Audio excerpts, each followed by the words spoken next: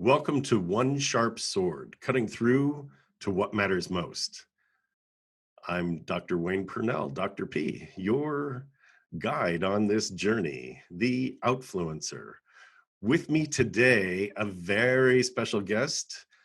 I've got Bob Lee. He has been with, oh my goodness, he's got an amazing background. He's been with a great place to work for 15 years, had been with them, established it in Ireland and the UK. He's an author, he's a speaker, he does management development as well. Currently, he's the CEO of Trust Labs, and he has written an amazing book with another one on the way. The book is Trust Rules, and I was enthralled. Bob, thank you for being here with me. Thank you, Wayne. I'm delighted to be here. Yeah, good. Let's talk a little bit about what got you into. You're mostly doing speaking. You're mostly doing. You're doing more writing, so people can read your blog as well. What got you into management development and speaking, and how did Trust Rules come about? Okay, a short question with potentially a very long answer, but um, Right. It's actually probably a 3 or 4 part answer. So yeah, I'll just let you do your thing. okay. So I would say accidentally is the short answer. Um, I I worked with British Railways in Ireland and the UK for maybe 10 or 12 years, um, and then decided that I wanted to branch out on my own. So I went into quality consultancy. So mainly ISO 9000 quality management systems. And from that straight into research, basically helping my clients to find out what do your customers want these systems to do for you. From that, I strayed into employee research, and that brought me. Basically, I contacted Great Place to Work when I saw their first list with Fortune magazine. Mhm. Um, I had a client actually that I had done some employee research for 2 years in a row. And when I was presenting his second year results, he stopped me and he said, "These seem very similar to the results that you presented last year." And I said, "Well, they are. They're actually a bit worse." And he said, "Well, you need to do something about this. There'll be no more fat checks for you until these figures start to move." And so he clearly saw there was a disconnect between the data that I was giving him and the need for him to actually act. So I drew on some data that I had read in Fortune magazine in Mhm. connection with the best workplaces, which showed that it's not a case of wasting money on employees. It's actually a case of investing in employees in order to develop your business. Quite a commonly accepted answer now, but 20 years ago, less so. And that's really what brought me in contact with Great Place to Work. I approached them, told them all the great reasons why I felt this would work here and in Ireland and the UK, and I established that. Ran it for 15 years, was very involved in the global organization. It was a very exciting time to be involved with Great Place to Work because they were growing, awareness was growing, and I think there was a growing recognition that treating people well was not an option in terms of how you might manage a business, but actually an essential to running a successful business. So I think timing was fortunate. It would have been a much harder sell 20 years ago. Mm. And then about 4 or 5 years ago, I had the idea that I had access to a database of over 2 million employee responses. So the core thing that we know in Great Place to Work is that the perks and benefits that make great news and great headlines about great workplaces are not actually the things that make them great, because there are as many organizations that have great perks and benefits that are lousy places to work as there are that have perks and benefits and are also great. So what we know is that the key defining characteristic, what makes the difference in a great workplace, is the level of trust in the workplace. And the perks and benefits are a reflection of the relationship. They're the flowers in a good relationship. um, it's not the flowers that make the relationship good, but they reflect the strength of the relationship or what's going on there. So I reckon that one of the things that I'd seen in the data was that there were some great workplaces that for some people were also lousy places to work. So little pockets of, let's call them pockets of lousiness some of the world's best workplaces. And I also found then when I found that there were some really bad workplaces that had pockets of greatness. So Mhm. 2 million people complete the survey every year. So I dug into the survey and got the go ahead from Great Place to Work to basically work on that, which I did for about 6 months. And that's the data that led to the trust rules book. Basically, the trust rules, I saw the trust rules, and from that, the idea. So that's why I say accidental. None of this was by design. Everything has really just happened. That's fantastic. I am such a fan of what you've written. I'm a fan of how you have pulled the data and turned it into really it's a format that anybody can step into, and it's not easy to build trust. Mm, One of your first chapters is about basically it's about trust, and it's one of those, you first dear leader is basically what you say. yeah, um, I have a saying about you can't stand in front of a fireplace and demand, give me warmth and then I'll give you wood. It's yes, like, no, good no, point. you first dear leader start fueling the fire and then you've got that relationship established. I love that. I love that. I've I've worked with, and I know you have too, numerous leaders at various levels of the organization, and they're like, "Well, if my team would just do their jobs, if they'd only do their jobs." Yeah, Like, well, what are you doing to support them in that, right? So this is great. Let me pop into the table of contents, right? Trust first. I love that. Live with integrity. It sounds so easy, but it's a great lesson. Do what say what you mean. Like, get your values out there. Say what you mean, and then walk the walk. Right. So I'm looking for a very specific chapter. Um, one of the chapters, Rule 4: be approachable and easy to talk to.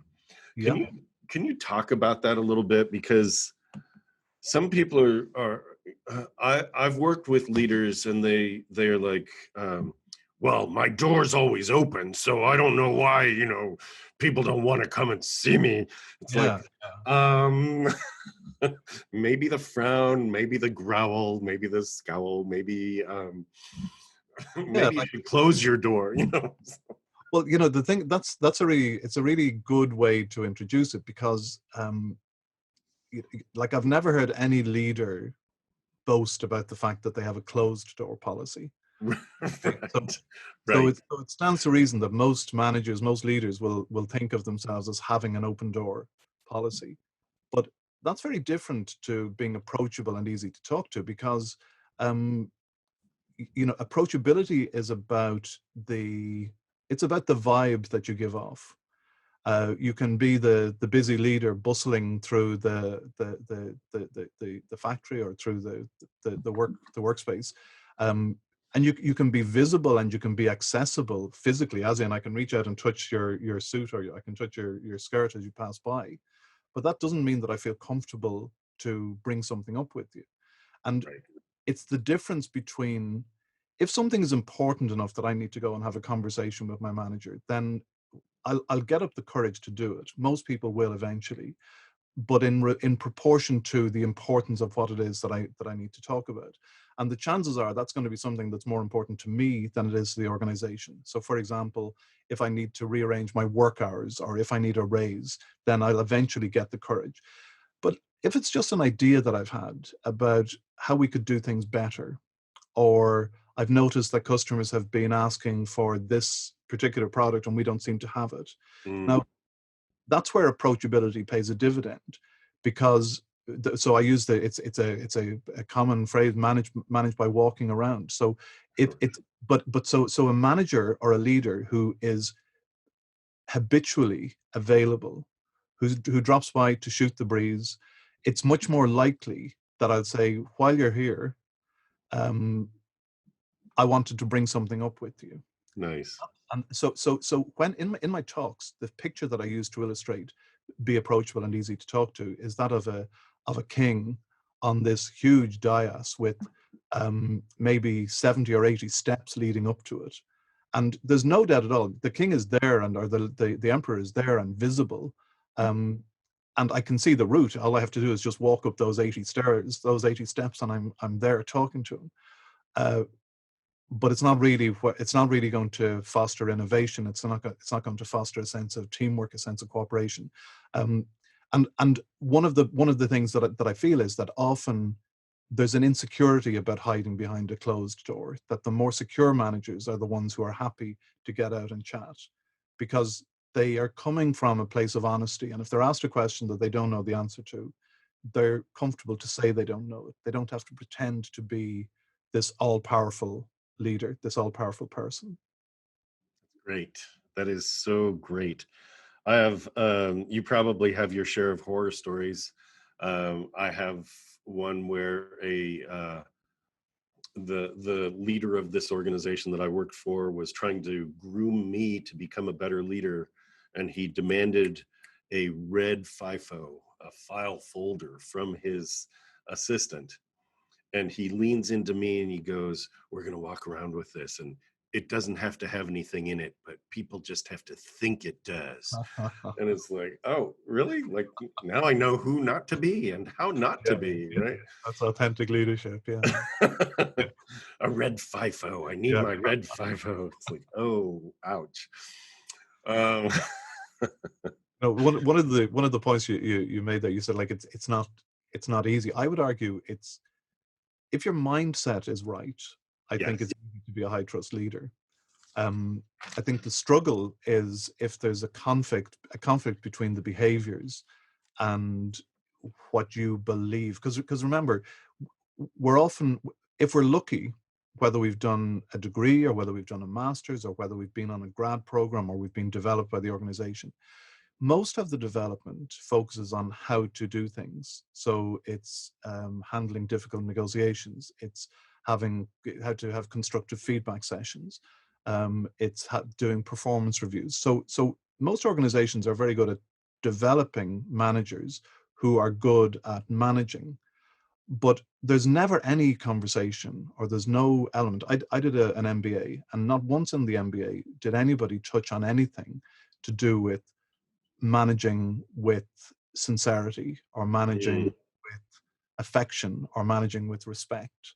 And certainly there was no question of trust. Like the only time we ever talked about trust was in the context of the financial modules and sure. financial trusts. So I would argue that there's nothing revolution. Like in some ways, trust rules is embarrassingly simple, because it would almost make a poster that you could sell in one of these twee stores by the coast. Sure. The 16 rules of life. You Sure. know, keep your promises, live with integrity. Do what you say you'll do. Sure. But that's the reality of it. It really is as simple as that. And the most important rule of all, like obviously trust first, because if the manager doesn't show willing to trust, then why would the employee make that leap? Because the manager has all of the power, the employee has none. If you're my boss and I trust you and that turns out to be a mistake, then what can I do? All I can do is learn a lesson not to trust you in future. Whereas if you trust me and I let you down, then you as my manager have a lot of options. You can uh, withhold plum assignments in future. You can um, you can sack me. Right. Um, ultimately. So so obviously trust first is important. But if we get over that, the most important rule is keep your promises. Mm, And to put that in context, if you find, for every 20 people that you find who say, my manager keeps her promises, 19 of them will also say, this is a great place to work. so And great. right. And for every 20 that you find who say, my manager doesn't keep her promises, 18 of them will say, and this is not a great place to work. Right. So when I talk to managers and I say, so it's really important that you keep your promises. How do you do on this? When I was researching for the book, um, I didn't find any manager who admitted that they were bad at keeping their promises. They say, well, of course I do. And what it turns out is that managers are really good at keeping the big promises. So people get paid on time. They generally get a performance appraisal when they're supposed to. If they're promised that they can take time off, then they're allowed to take time off.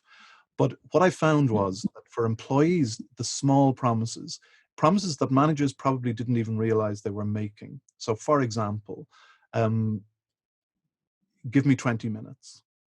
Okay, so you ask me for something, I'm your manager, I say, okay, give me 20 minutes, I'll be back to you.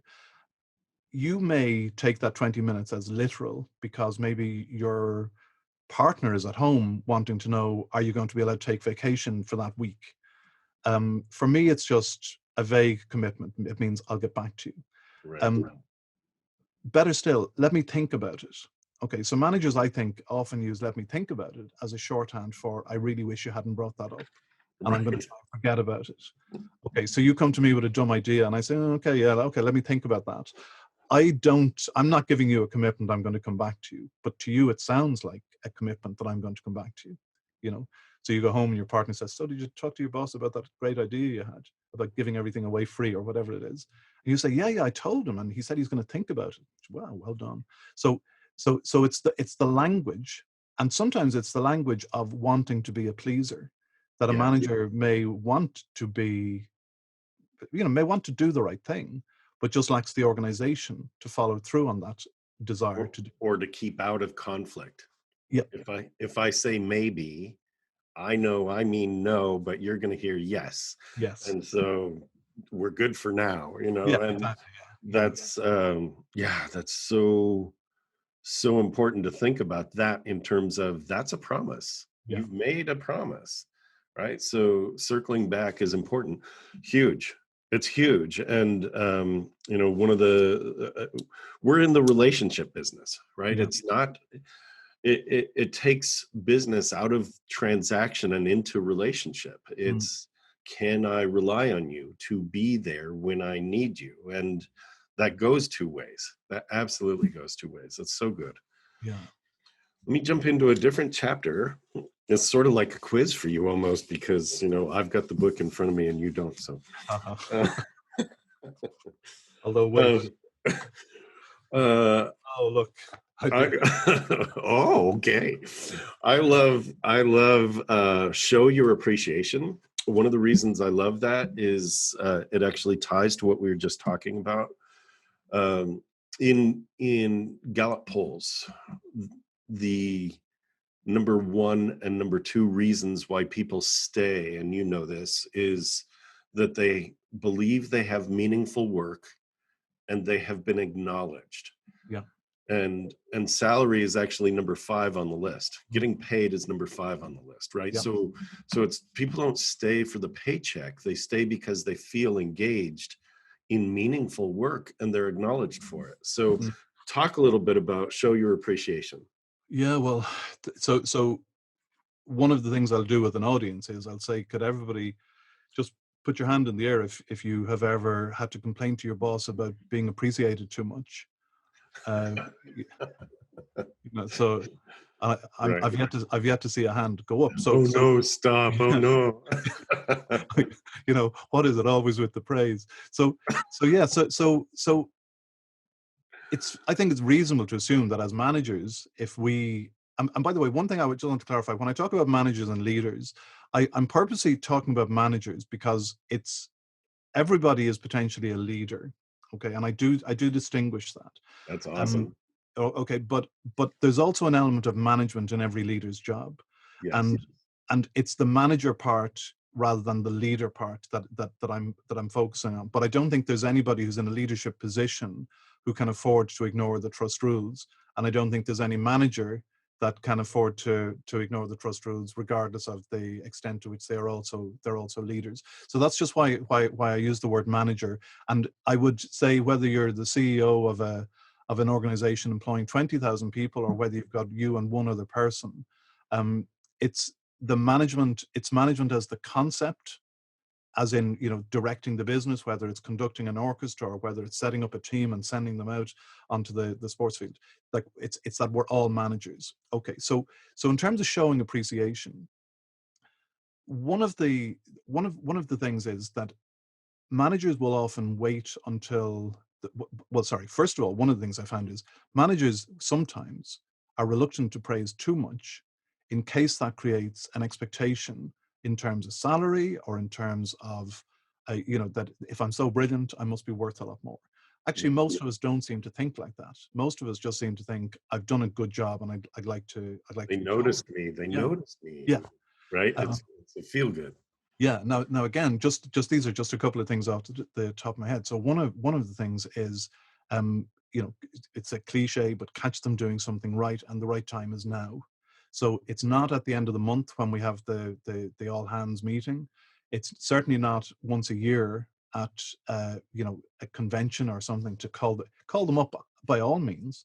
But that's not the first time they should know that they're doing a great job. They should Right. know they're doing a great job when they've done a great job, which ideally is most days. Um, don't praise everybody, because if you praise everybody, this good job team. Okay, Oh, yeah, so yeah. okay, well, what I hear when I hear good job team is, oh, okay, so it doesn't matter who does most or who does least. It doesn't matter who goes over and above or who goes under. Right. We all get the same praise. It's a little bit like patting people on the head, and I think that's another thing. When we show our appreciation as managers, we've got to be clear what it is that we're appreciating. See, So, now you're going into the next place I was gonna ask you about, okay, and that is treat everyone fairly, and that doesn't mean equally. yeah, exactly. Okay, so just on the appreciation, one thing I just need to say is it's really important to recognize that not everybody likes to be appreciated in the same way. Right. Okay, so for example, if if you want to if you want to show me that you appreciate me, get me up on the biggest stage that you can with the biggest audience and tell them how brilliant I am. You want a parade. Yeah, but if you do that to my wife, okay, like she would be mortified. What Eileen would need would be just a quiet word in her ear, maybe a thank you card, Mhm. just to say something thoughtful, to say what it is that I appreciate. And that's what's so important, that so make it personal, but also be specific, because unless you tell me what it is that you appreciate about what I've done. So for example, saying good job tells me nothing. But if you say, I really liked the way you dealt with that customer, because it seemed that she was getting very angry and I thought for a moment it was going to really explode, but you handled it so well. I think that's one of the things that you're really good at. You seem to be just so diplomatic or so empathetic. Well, now I know, okay, so I know what you appreciate and I can give you more of that. Right. Okay. And unless I know what it is that you want more of, then how can I give it? So that's on showing appreciation. On treating everybody fairly. So often this creates a problem because there's confusion about equal and fairness. So treating everybody equally is inherently unfair, because treating everybody equally suggests that everybody has contributed in the same way, that everybody has made the effort to the same extent, that everybody has invested the same. And the funny thing is, I believe that people who under contribute recognize that. Like there have been projects where I've been involved that I have not given as much as I have to others. Maybe it's because I haven't had the time, or I haven't had the knowledge, or I haven't had the interest. Sure. And for me to get the same praise as the person that I know drove that project, not only does it make her demoralized because she feels, oh well, I pulled Bob along on this one, and yet we're both praised. But not only does she get demoralized, but I see through it, because I know I didn't do enough to be praised in the way that I'm being praised. Right, and you And know so, that the next praise that comes is yeah, it's like, it's false or fluffy. yeah, there's an episode of The Simpsons where Homer is sitting on Bart's bed and he's trying to. It's the one where he's eaten, I think, a Japanese. He's eaten a fish and he's only got 24 hours to live. The Okay. fish wasn't cleaned properly. Anyway, he's sitting on Bart's bed, or he's saying goodbye to the kids, and he's gone into little Maggie, and he said, Maggie, you're the apple of my eye and the star of my life, and since you came into our life, like, you just brought such joy. And then he goes to Lisa, and she's asleep as well, and he talks to her and says, you're so gifted and so talented, and you make me realize this. But he sits on Bart's bed and he's trying hard to think of something good to say about Bart, and eventually he says, I like your sheets. Okay, so so so Thanks. so that's what I suppose the thing about praise, that praising for the sake of it is not, you know, is never a good idea. Find something to praise, or find something genuinely to praise, or say nothing. And again, that goes back to this idea that it's actually not very difficult. I think if you're coming from the right place. So what does that mean? Well, that means really having your values straight, Love having a it. good sense of who you are. Love it. Because if your values are right, then you don't need to learn how to be. If you're successfully building relationships outside of work, so at home and with your friends, or wherever you church or sport or wherever you circulate, you're probably going to be able to do it in work, providing you don't try to be a different person in work to the person that you are in those other situations. It's not that difficult. That's so great. You're talking about alignment of values. Love it. Mm, And praising to the specific, right? mm, And there's a piece you didn't mention. I'm pretty sure I know where you land on this. I'll toss it out there. sure. The correct praise sandwich. Um, it's been called the Yeah, I know where you're going. right. So you must have seen that blow up, right, along the way. That it used to be, I guess this was from like the 1980s, 1990s, where it was, well, if you're going to manage, and you're going to give bad news, you really need to say something nice before you say the bad thing, and then Mm, you close with something nice. And uh, I was sort of incredulous when I learned that, and I didn't think it would work. And it really goes back to values. mm, It was so misaligned with, if I have something to say that is actually going to correct and or lift somebody to be better, mm. why would I cloud that? So where have you seen that? Did you encounter that, or did you have to correct that, or have you Yeah. been lucky enough that you know about it, but you haven't had to deal with it? Well, so what I would say again, like we tend to think of feedback as being negative. So if any manager says to any employee, I want to give you some feedback, All the right. chances are that what follows next is not praise. Okay. And I think that's part of the problem, that a manager who regularly talks to her team, who regularly gives feedback on what's good, what's working, what isn't working, what I liked, what I didn't like. So just a manager that's having a relationship with her team will find it easy to give feedback that in a traditional relationship might be considered to be negative. So, where it's this is how your performance could be better. In the same way as if we've got a good friend that we are that okay, even say with a golfing buddy. So if you've got somebody who praises your shots and so, oh wow, they really come on, then if they offer you a constructive suggestion about how your stance, or it will land well. But the person who continually corrects what you're doing and comments on what you're doing Mm. without acknowledging that anything that you're doing is actually good, and I'm speaking as a 27 handicapper here, which is a bad. Um, I'm still at the stage of golf where the higher my handicap goes, the better it is, I think. But so the difference, that so a manager that is regularly coaching and is regularly giving feedback, both positive and constructive, or I suppose positive and negative, if we think of it like that. Sure. Um, it doesn't have to be a separate conversation. It's part of the relationship. And Love I okay, and that's where I think many managers go wrong, and they build up giving feedback to something that it doesn't need to be. It has to be a sort of sit down conversation. And again, that's about being approachable and easy to talk to.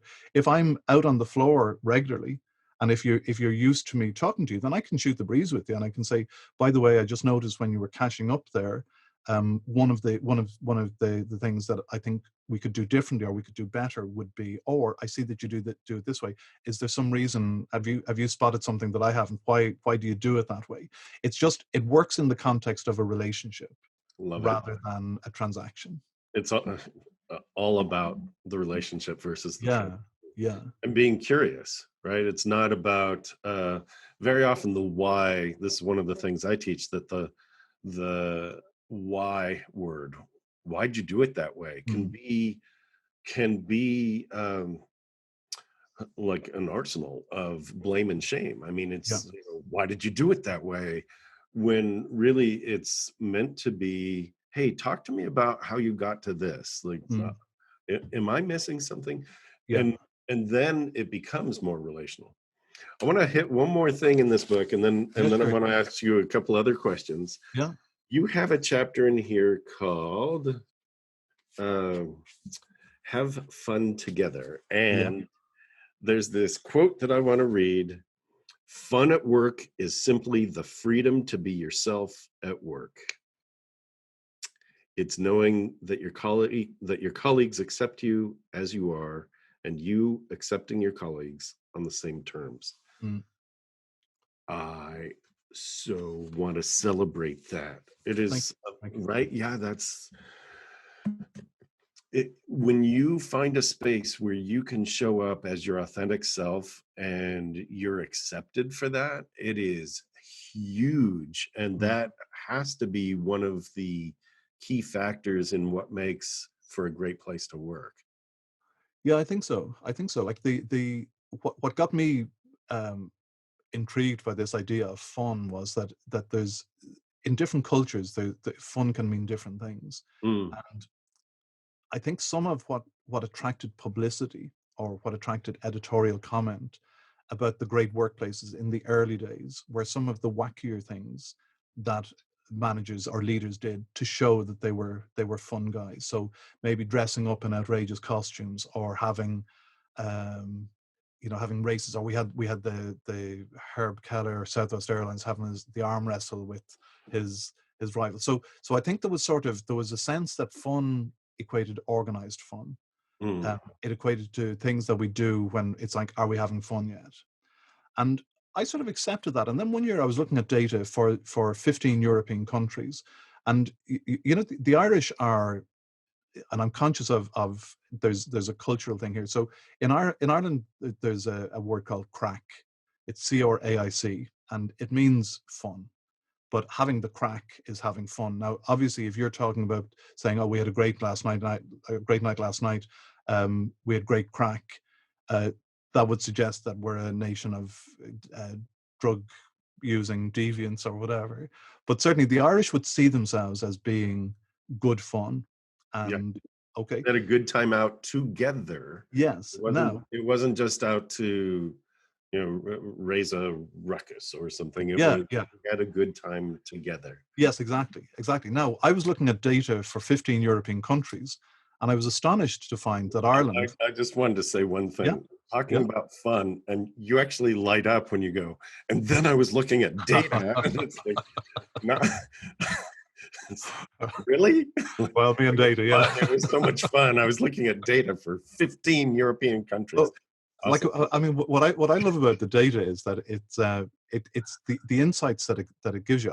I'll come back on fun at work in a moment, but just one thing that I to tell you about the book.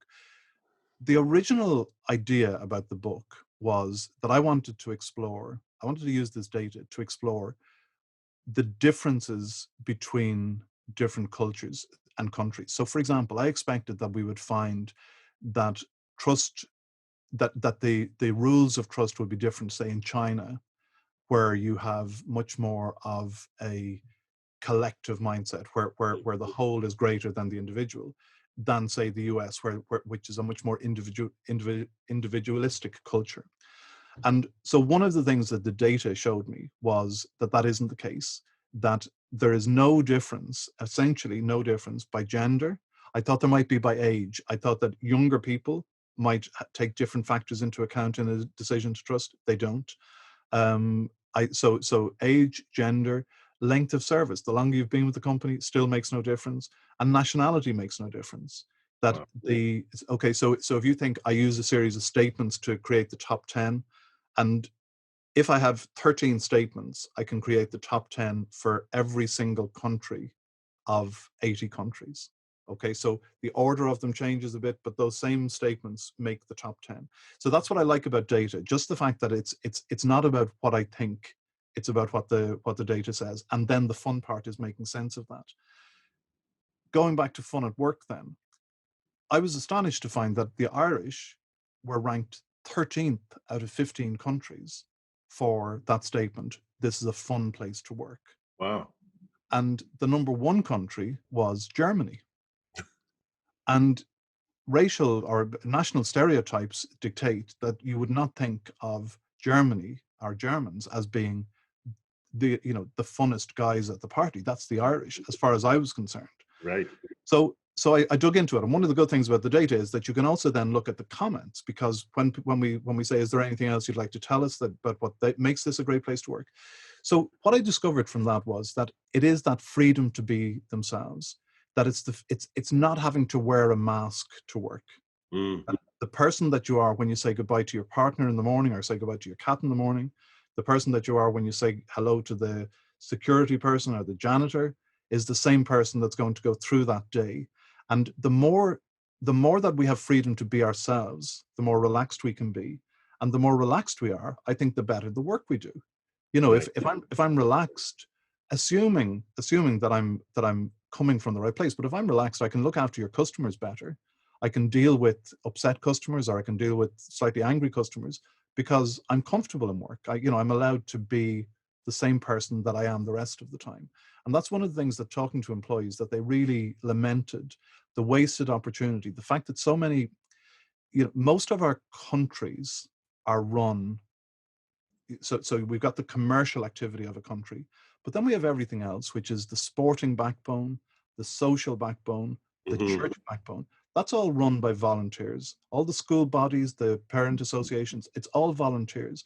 And who are these volunteers? These are the volunteers are the same as the workers of America or the workers of Europe. Okay. And so many companies refuse to acknowledge or refuse to look for the talent that's there.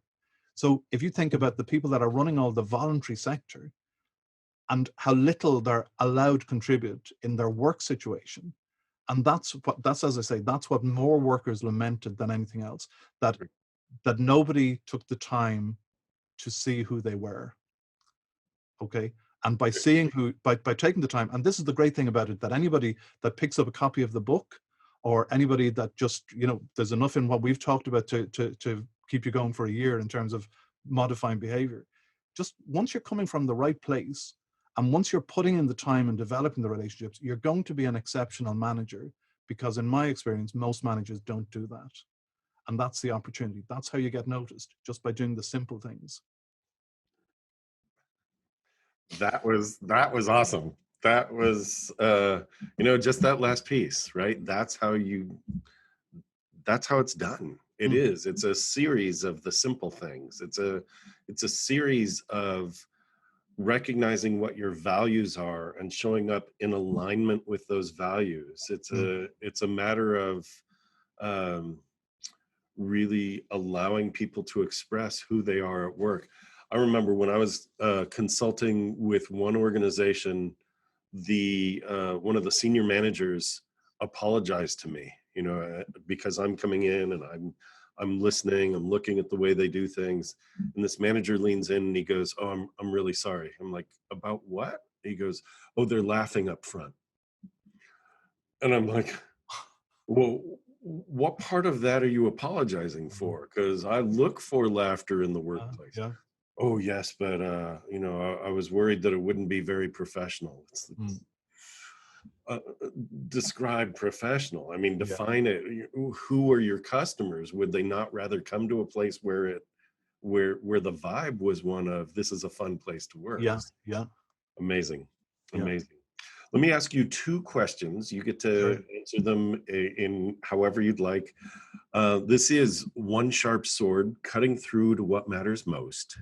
And what that means is, at some point in your career, you decided that you were going to take a step forward and you were going to cut through and make a difference in your own life. The other part of cutting through means you're also cutting out.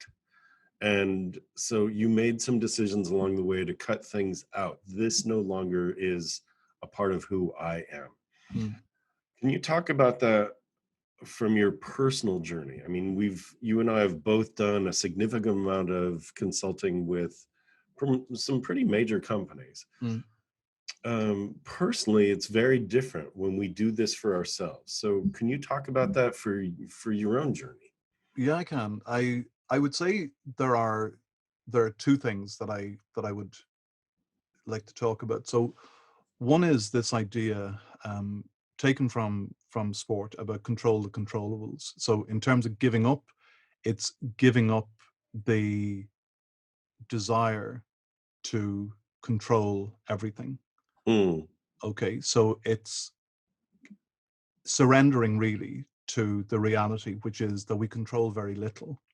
And where this lesson came to me was in 2006, 2008, when we had the major crash. I think 2007 was when it really hit.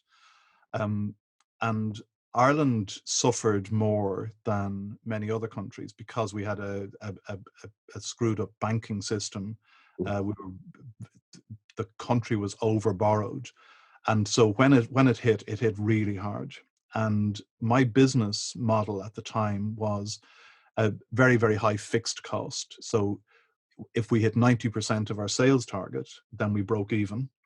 ouch. And okay, and if we hit 100%, then it's pretty much 10% profit.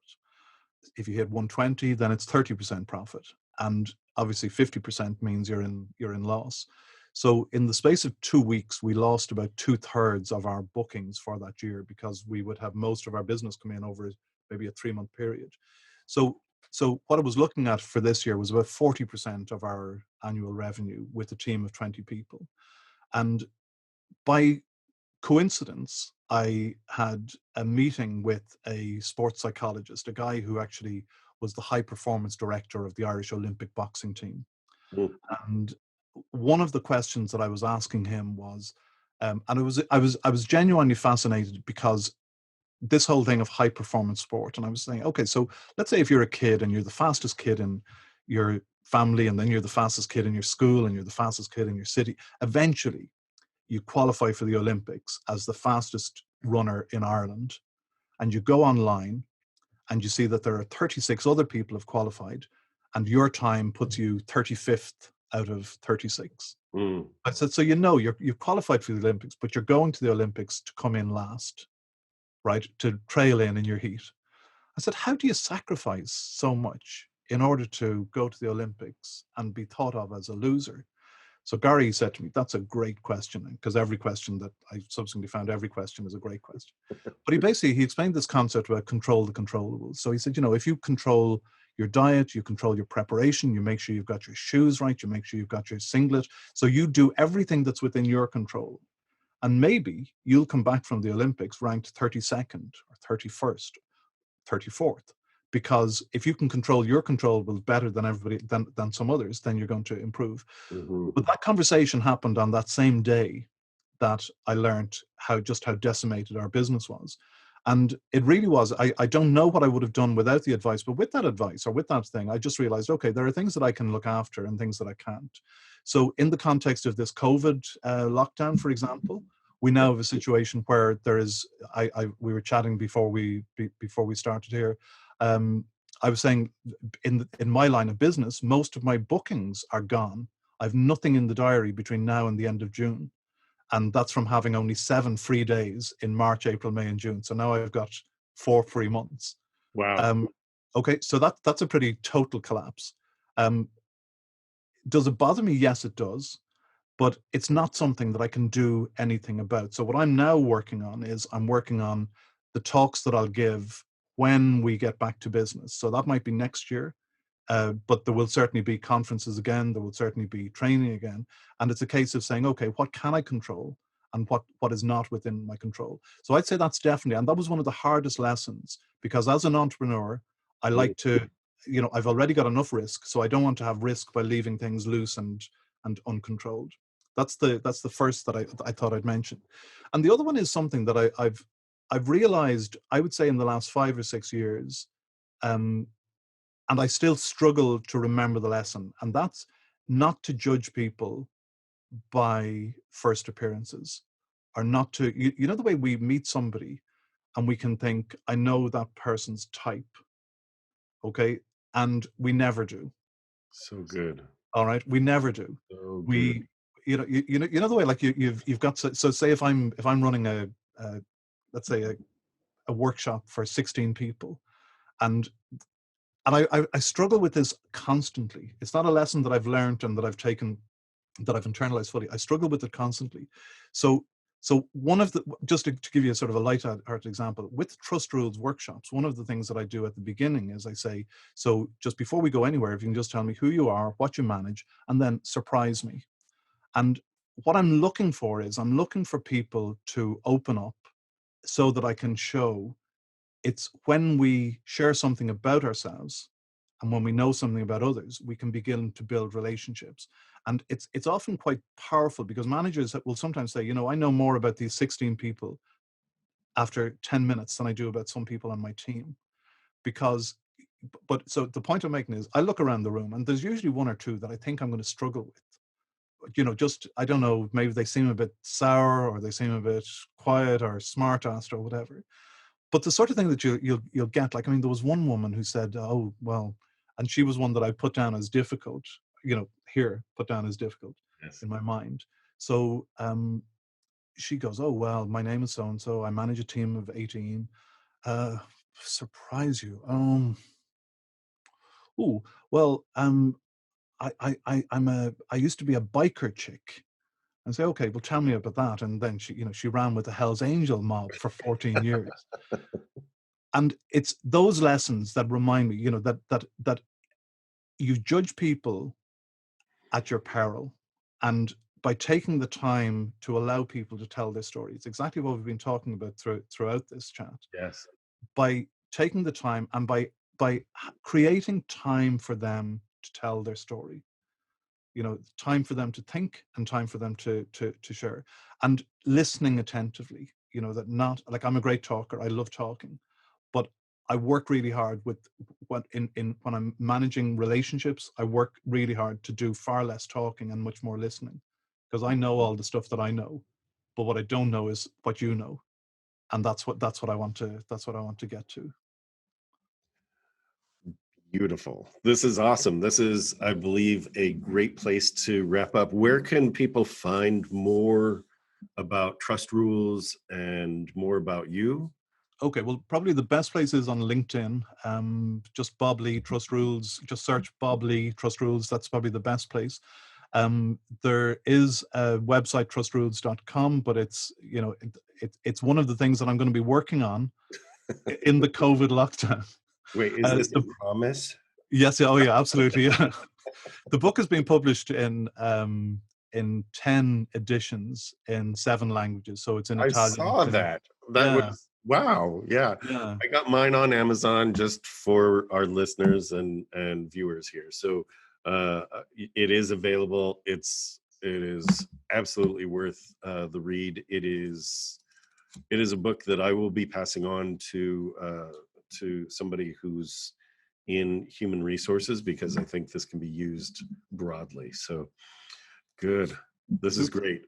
Any other last words that you wanted to offer? I don't know. I mean, you've said quite a bit, Bob. So Yes, I did. Yeah, yeah, I did. Well, you just imagine. So I've been married for 32 years, and I think that's a tribute to my wife's patience, patience as a listener, or her and ability to look as if she's listening when she's not. well, and now you're locked in, right? Yeah, We're doing the COVID-19 thing, and we're all sort of in this shut in the house space. So yeah. It's a different situation, and I suppose one of the big challenges is going to be, how do we manage when so many organizations have discovered different ways of working? I don't think we're ever going to be going back to the traditional model of everybody crammed into offices. I think there'll be a huge no amount of longer work will at it home. be a demand for butts and seats. It will be Exactly. who can work remotely, who must be in, when do we want to meet in person. Yeah, I Yeah. think I think And that's why I think trust is going to really become such an important currency, because what's the one thing that you need for people to be able to work remotely? You need to trust them. And I think that's going to be a challenge. Maybe that's going to be part of the topic of the next book.